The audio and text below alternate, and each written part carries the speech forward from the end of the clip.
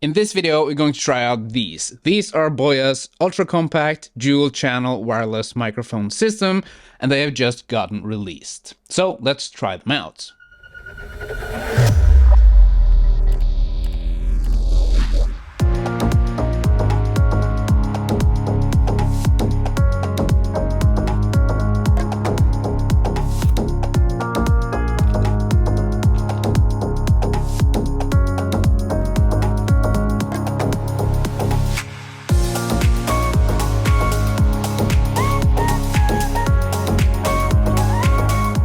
The biggest advantage of having a wireless microphone system instead of a microphone attached to your camera is that you can stand relatively close to the camera like this, or you can stand all the way like this and still have good audio. A while back, BOYA released this, the BY-XM6-S2 wireless microphone system. But the one we are talking about today is this, the baby brother of the already existing one. And as you can see, the size difference is noticeable. With the older version, you got a lavalier mic included in the box, and that's because on top of the older one, you have a microphone input next to the already built-in microphone in the transmitter. But since the new one is smaller in size, they had to cut that out. With the new one, you only get the built-in microphone on top. So with the new one, you don't get the lavalier mic included in the box because there is no microphone input in the new one. But the whole premise is the same. You have a transmitter and you connect that to your body and you talk into the transmitter that sends the audio signal over to the receiver that you have connected to the camera. Both of these transmitters are sending the audio signal over at 2.4 gigahertz.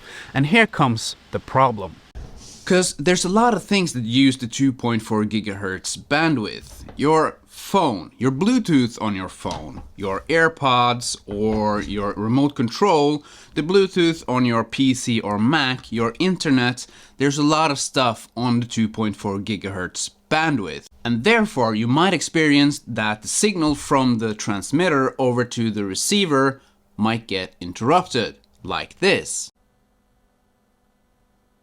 Can you hear it? Can you hear that hiss that's in the background? That's because I'm using the wireless microphone system at my desk now. I have my computer next to it. There's a lot of stuff in the 2.4 gigahertz bandwidth close to the system now, and that's why you have that hiss.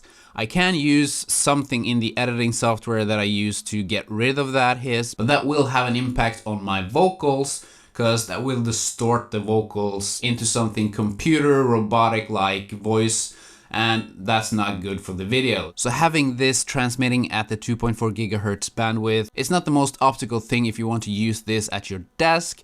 But then again, having a wireless microphone system like this, it's not meant to be used close to the camera like this, because it is wireless and you can move quite the distance before the audio gets interrupted. So let's try and do a range test. This is me relatively close to the camera, about 1.5 meters. And here I am approximately 30-40 meters away from the camera. And this is me as far as I can go without losing the line of sight to the camera.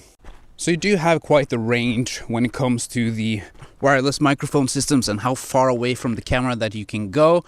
Now, going all the way back like I did now, that's probably not going to be useful for anyone. So this was just a test to see how far the audio signal can go. Hopefully it did okay. When it comes to the quality of the audio of this wireless microphone system, I think it sounds really good. But there are several audio settings that you need to dial in to get it to sound good. First of all, you have the audio levels inside of your camera. I am filming on my Sony A7IV and I have set this to level 10. The receiver that's connected to the camera, that has an audio levels from 1 to 6, and I have set that quite right in the middle at level 3. The transmitter, the microphone I'm holding in my hand, also has audio levels going from 1 to 6, and I have set this at level 4. And I think this sounds good for whatever I am filming. But depending on what kind of camera you have, you need to try this out for yourself. You need to change the settings on your camera and the transmitter and the receiver to get it to sound as you want it to sound. And I have to mention that looking back at this footage that I've just shot, I can't hear that hiss that I heard before. So I guess it all depends on what kind of signals that are going through the room that you are filming in at the moment you are filming, if you get that hiss or not. So right now, this works just fine filming inside of my studio. The BOYA Ultra Compact dual channel wireless microphone system comes in two versions. You have the S1 version that only has one transmitter and one receiver. Then you have the S2 version that I have that has two transmitters and one receiver. Inside of the box you also get a lot of cables. You get a TRS to TRS cable that is meant to work with cameras like the Sony A7S III and so on. But you also get the TRRS to TRS cable that you can use with mobile phones. You also get 3 USB-C to USB cables that are meant to charge the devices. With this system you also get a pouch that fits all the cables and the transmitter and the receivers, so it's easy to carry around if you want to bring it along. You also get wind muffs to the transmitters, and since there is no lavalier microphone input to the transmitters, the wind muffs comes really in handy since the internal microphone of the transmitters is the only microphone you have. And connecting the wind muffs to the transmitters is really easy, you just click them on and they will stay on. If you get the S2 version with the two transmitters, you can choose to record the audio in both mono or stereo.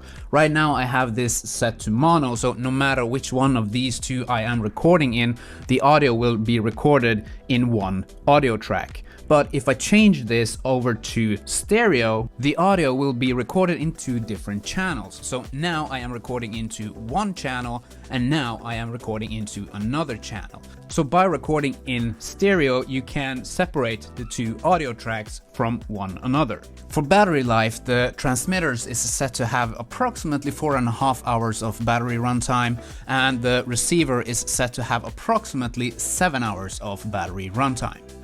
So who is this wireless microphone system for? Well, if you're a content creator on YouTube, for example, having only the on-camera microphone might be a little bit limited to how far away from the camera you can be, because with the on-camera microphone you need to be in a relatively close distance to be able to record good audio. But if you have the wireless microphone system like I have now, you can be close to the camera like this, or you can be further away without that compromising the quality of the audio.